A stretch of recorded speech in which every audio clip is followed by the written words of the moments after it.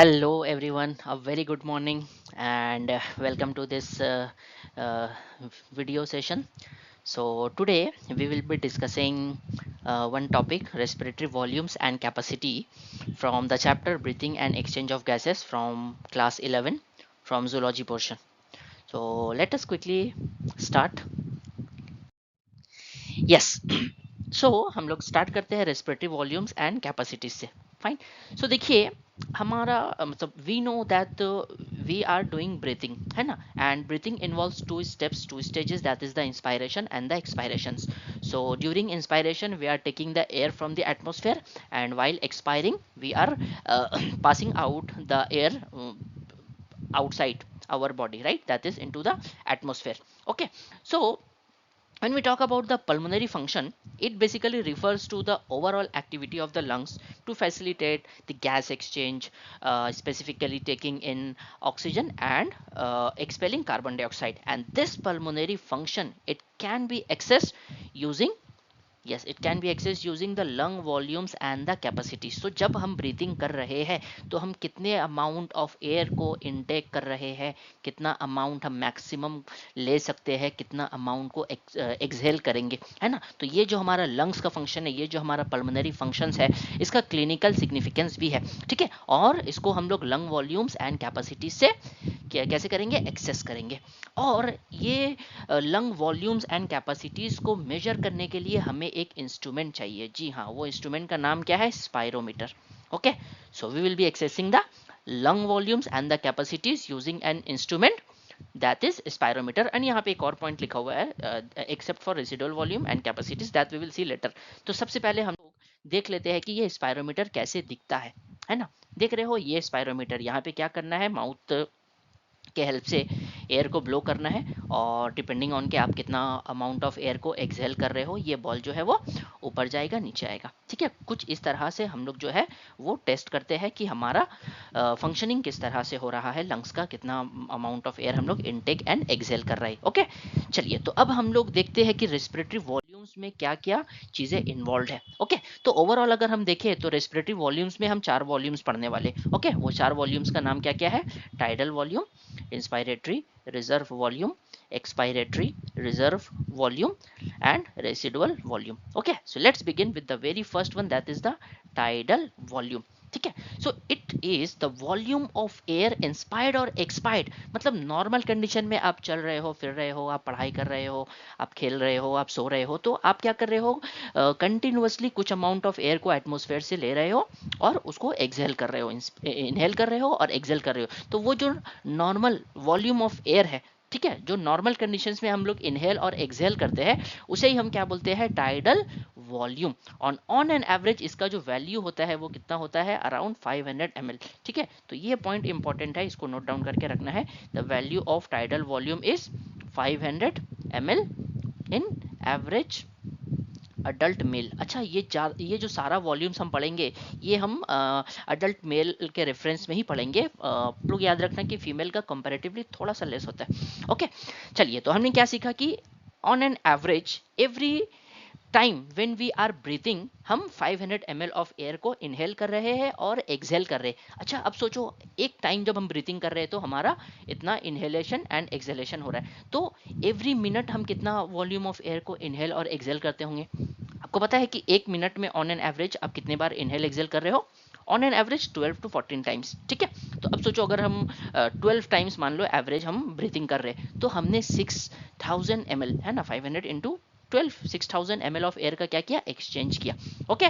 So that is the tidal volume. Clear. Now let's move to the next volume, that is the inspiratory reserve volume. अब देखिए, normal condition में आप जो breathing कर रहे हो वो तो ठीक है. अभी मान लीजिए कि आप मेडिटेशन कर रहे हो, आपको बोला गया है कि आपको एक लंबी सांस लेनी है. ठीक है.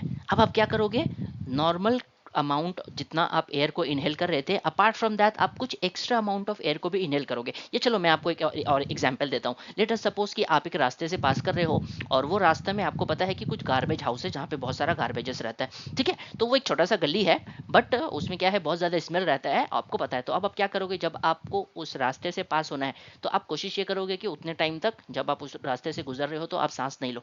तो उस रास्ते में एंटर करने से पहले आप क्या करोगे, एक लंबी सी सांस लोगे, है ना। तो आपने अपार्ट फ्रॉम जो नॉर्मल अमाउंट ऑफ एयर जो आप इनहेल कर रहे थे, right, the extra amount of air that you have inhaled, that is the inspiratory reserve volume. Okay, so what does it means, by definition अगर हम देखें तो it is the maximum volume of air a person can inhale over and above tidal volume. अच्छा, इसको tidal volume में मत जोड़ना, apart from tidal volume, tidal volume के अलावा आपने एक्स्ट्रा जो अमाउंट ऑफ एयर को इनहेल किया है, that includes the inspiratory reserve volume. और इसका अमाउंट कितना होता है on an average, the value of inspiratory reserve volume is around 2500 to 3000 ml, मतलब 2.5 से 3 लीटर ऑफ एयर को हम लोग क्या करते हैं जनरली, मतलब जो अगर हम एक फोर्स मतलब सॉरी, मतलब हम क्या कर रहे हैं, अगर एक लंबी सांस ले रहे हैं, गहरी सांस ले रहे हैं, तो हम लोग अपार्ट फ्रॉम टाइडल वॉल्यूम इतना अमाउंट ऑफ एयर को इनहेल कर सकते हैं। ओके, तो two volumes we have cover, tidal volume and the inspiratory reserve volume. अभी समझते हैं एक्सपायरेटरी रिजर्व वॉल्यूम क्या है। अब देखो आपने जिस तरह से आपने क्या किया, एक जोर का सांस लिया, अब उस तरह से जोर का सांस को रिलीज भी तो कर सकते हो, ठीक है। तो एक्सपायरेटरी रिजर्व वॉल्यूम क्या हो गया, वो volume of air which can B expired over and above the tidal volume, मतलब नॉर्मल कंडीशन में आप जितना एयर को ले रहे हो और जितना रिलीज कर रहे हो, दैट इज टाइडल वॉल्यूम, ठीक है। अब टाइडल वॉल्यूम के अलावा आपने जो एक्स्ट्रा अमाउंट ऑफ एयर को रिलीज कर दिया, ठीक है, that is the expiratory reserve volume, और इसका अमाउंट कितना होता है, अराउंड 1000 टू 1100 ml। ओके, तो ये वैल्यू भी हमें याद रखनी है। Expiratory reserve volume is 1000 to 1100 ml as per NCERT data. Okay, I hope आपको ये समझ में आ रहा होगा। चलिए अब देखिए, जब आपने एक्सपायरेटरी रिजर्व वॉल्यूम पढ़ा तो आपको ये समझ में आया कि आपने जो amount of air apart from tidal volume जितना रिलीज किया है, that is included in ERV. Okay, लेकिन अपार्ट फ्रॉम दैट, वो एयर को रिमूव करने के बाद भी हमारे एयर में क्या है, कुछ अमाउंट ऑफ एयर अभी भी प्रेजेंट है। ऐसा नहीं है कि पूरा का पूरा लंग्स जो है वो खाली हो गया, ऐसा पॉसिबल नहीं है। हमेशा लंग्स के अंदर कुछ ना कुछ अमाउंट ऑफ एयर जो है वो बचा रह जाएगा, ठीक है। Even after forceful expiration, even after forceful expiration, जो amount of air, the amount of air which is remaining in the lungs, that is the residual volume। तो ये हमेशा आपके lungs में रहेगा। ओके, residual volume means वो volume of air, the volume of air which remains in your lungs even after forceful expiration, fine, and the value of this RV is around 1100 to 1200 ml। Clear? सो अब तक हमने ये 4 volumes के बारे में पढ़ लिया। क्या क्या पढ़ा हमने, चलिए एक बार समराइज करते हैं। क्या क्या पढ़ा हमने, हमने टाइडल वॉल्यूम के बारे में पढ़ा, ठीक है, हाँ। और हमने क्या पढ़ा, इंस्पायरेटरी रिजर्व वॉल्यूम के बारे में पढ़ा, एक्सपायरेटरी रिजर्व वॉल्यूम के बारे में पढ़ा, और रेसिडुअल वॉल्यूम के बारे में। टाइडल वॉल्यूम क्या होता है, जो नॉर्मल कंडीशन में हम इनहेल या एक्सेल करते हैं, जिसका वैल्यू अराउंड 500 ml होगा, ठीक है। इंस्पायरेटरी रिजर्व वॉल्यूम क्या होता है, अपार्ट फ्रॉम टाइडल वॉल्यूम जो एक्स्ट्रा एयर हम लोग इनहेल करते हैं, that is inspiratory reserve volume, इसका वैल्यू होता है around 2500 to 3000 ml। Expiratory reserve volume क्या होता है, जो extra air which is exhaled, which can be exhaled after normal exhalation. Okay, the volume is around 1000 to 1100, and residual volume means the air which is remain in the lungs even after maximum forceful expiration, ठीक है। क्योंकि अगर सारा का सारा air हमने release कर दिया फिर तो लंग्स कोलैप्स कर जाएगा भैया। लंग्स ना भाई बलून जैसा स्ट्रक्चर है, अगर सोचिए एक बलून से आपने पूरा एयर निकाल दिया तो वो बलून कैसे हो जाएगा, है ना। जस्ट लाइक दैट हमारे लंग से भी अगर पूरा एयर निकल गया तो वो कोलैप्स कर जाएगा। तो इसलिए एटलीस्ट कुछ अमाउंट ऑफ एयर जो है वो लंग्स के अंदर रहेगा, और उसे हम क्या बोलते हैं, रेसिडुअल वॉल्यूम, जिसका वैल्यू होता है around 1100 to 1200 ml। Okay, fine. चलिए, तो हमने वॉल्यूम्स पढ़ लिया, हमें वॉल्यूम समझ में आ गया, तो 4 वॉल्यूम्स हमने पढ़ा है। अब जब वॉल्यूम्स का कॉम्बिनेशन लेंगे हम, कोई भी 2 या 2 से ज्यादा वॉल्यूम का कॉम्बिनेशन लेंगे, तो उसे हम क्या बोलते हैं, capacity. So what is pulmonary capacity, capacity means it is a combination of 2 और मोर पल्मोनरी वॉल्यूम। अब कुछ भी हम ले सकते हैं, लाइक हमने टाइडल वॉल्यूम के साथ इंस्पायरेटरी रिजर्व वॉल्यूम, ये दोनों को एक साथ कंसीडर किया, या फिर हमने टाइडल वॉल्यूम के साथ एक्सपायरेटरी रिजर्व वॉल्यूम इसको एक कंसीडर किया। तो अगर हमने दो या दो से ज़्यादा वॉल्यूम्स को कंबाइन किया है एक साथ, तो उसे हम क्या बोलेंगे, कैपेसिटी। फाइन, चलिए तो सबसे पहला जो हमारा कैपेसिटी है वो क्या है, इंस्पायरेटरी कैपेसिटी। नाम से ही समझ में आ रहा है ना, इंस्पायरेशन। अब देखो आप कितना मैक्सिमम अमाउंट ऑफ एयर एक बार में इनहेल कर सकते हो, ठीक, कितना मैक्सिमम अमाउंट ऑफ एयर को आप जो एक बार में इनहेल कर सकते हो उसे ही हम क्या बोलते हैं, इंस्पायरेटरी कैपेसिटी। मतलब आपने क्या किया, एक नॉर्मल अमाउंट ऑफ एयर को इनहेल किया जो आपका टाइडल वॉल्यूम है। अपार्ट फ्रॉम दैट जो आपने एक्स्ट्रा एयर को इनहेल किया, जिसे हम क्या बोलते हैं, जिसे हम क्या बोलेंगे, इंस्पायरेटरी रिजर्व वॉल्यूम, ठीक है। तो इन दोनों का जो सम हो गया उसे ही हम क्या बोलते हैं, इंस्पायरेटरी कैपेसिटी। तो सिंपल लैंग्वेज में अगर समझे, इंस्पायरेटरी कैपेसिटी का मतलब वो मैक्सिमम अमाउंट ऑफ एयर है जिसको आप एक बार में इनहेल कर सकते हो। ओके, नेक्स्ट नेक्स्ट है फंक्शनल रेसिडुअल कैपेसिटी। ठीक, अब देखो ये क्या है, it is the summation of expiratory reserve volume, expiratory reserve volume and residual volume, ठीक है, that is the functional residual capacity. ठीक, तो नॉर्मल एक्सपायरेशन के बाद, ठीक है, जो आप एक्स्ट्रा अमाउंट ऑफ एयर को रिलीज करोगे, एक्सेल करोगे, that is the expiratory reserve volume. Apart from that कुछ अमाउंट ऑफ एयर अभी भी आपके लंग्स के अंदर में प्रेजेंट है, that is the residual volume. तो इन दोनों का जो समेशन है that is the functional residual capacity and its value is around 2500 ml। Okay, let's move to the next volume, that is the vital capacity. चलो ये समझते हैं ये क्या है। तो अगर बाई फॉर्मूला देखें तो it is the summation of inspiratory reserve volume plus tidal volume plus expiratory reserve volume, ठीक है। चलो अभी हम समझते हैं ये क्या होता है। अभी आप क्या करो, जो नॉर्मल सांस ले रहे हो अपार्ट फ्रॉम दैट एक और बहुत गहरी सांस लो, ठीक है। तो नॉर्मल टाइडल वॉल्यूम के अलावा हमने क्या किया, कुछ एक और एक्स्ट्रा अमाउंट ऑफ एयर जितना हो सकता था मैक्सिमम हमने इनहेल कर लिया। तो ये हमारा क्या बन गया, इंस्पायरेटरी कैपेसिटी बन गया। अपार्ट फ्रॉम दैट अब जो हम एक्सहेल करेंगे, ठीक है, तो बहुत लंबी सांस लेने के बाद हम जो पूरा अमाउंट ऑफ एयर को रिलीज कर दिया, ठीक है, जिसमें हमारा क्या हो गया, इंस्पायरेटरी कैपेसिटी के साथ क्या है, और भी एक्सपायरेटरी रिजर्व वॉल्यूम भी ऐड हो गया, that is the vital capacity. मतलब सिंपल भाषा में समझे तो एक गहरी सांस लेने के बाद आप जितना वॉल्यूम ऑफ एयर को बॉडी से रिमूव करोगे, that is the vital capacity. ठीक, और इसको अगर कैलकुलेट करके देखें, आईआरवी का वैल्यू अराउंड 2500 टू 3000 है, टीवी का वैल्यू अराउंड 500 है एंड ईआरवी का अराउंड 1000 टू 1100। तो इसका जो टोटल समेशन आता है वो है 4500 ml। ओके, तो आप एक गहरी सांस लेने के बाद जितना वॉल्यूम ऑफ एयर को रिलीज करोगे, that is the vital capacity. Okay, last but not the least, the total lung capacity. अब ये टोटल लंग कैपेसिटी क्या है, ये टोटल आपका लंग्स के अंदर में जितना अमाउंट ऑफ एयर मैक्सिमम समा सकता है। ओके, तो जितना भी वॉल्यूम आपने पढ़ा है सबको जोड़ दो। क्या क्या वॉल्यूम आपने पढ़ा बोलो। आपने सबसे पहले पढ़ा टाइडल वॉल्यूम, फिर आपने क्या पढ़ा, इंस्पायरेटरी रिजर्व वॉल्यूम, फिर आपने क्या पढ़ा, एक्सपायरेटरी रिजर्व वॉल्यूम, फिर आपने क्या पढ़ा, रेसिडुअल वॉल्यूम। तो इन सब का समेशन जो है उसे हम क्या बोलते हैं, टोटल लंग कैपेसिटी। ठीक है, अब देखो टोटल लंग कैपेसिटी का एक और फॉर्मूला बन जाएगा, ये tidal volume plus inspiratory reserve volume plus expiratory reserve volume, ये क्या होता है, this is the vital capacity.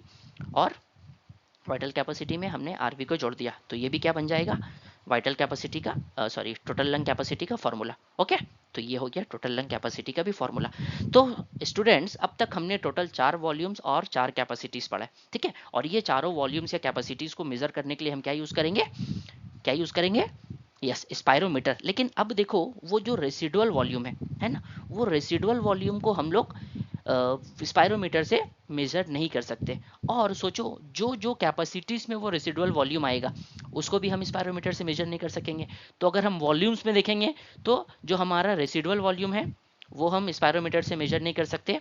और कैपेसिटीज में कहाँ कहाँ पे आता है रेसिडुअल वॉल्यूम, एक तो आ जाएगा हमारा फंक्शनल रेसिडुअल कैपेसिटी में, राइट, ये क्या था, ईआरवी प्लस आरवी, है ना।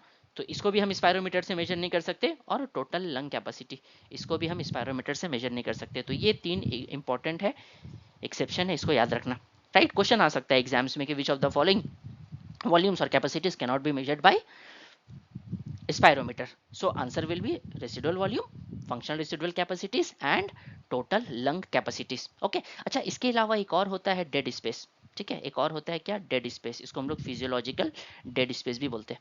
ओके, तो देखिए फिजियोलॉजिकल डेड स्पेस हमारे लंग्स में वो जगह है टोटल इसका, जहाँ पे क्या होगा, गैसेस एक्सचेंज इन्वॉल्व नहीं होगा। ओके, तो physiological dead space we can consider we can define as the total volume of lungs that doesn't participate in gas exchange. ठीक है, इसका एक्चुअल में दो पार्ट है। एक होता है हमारा anatomical dead space, anatomical dead space, और एक क्या होता है, एल्वियोलर, एल्वियोलर।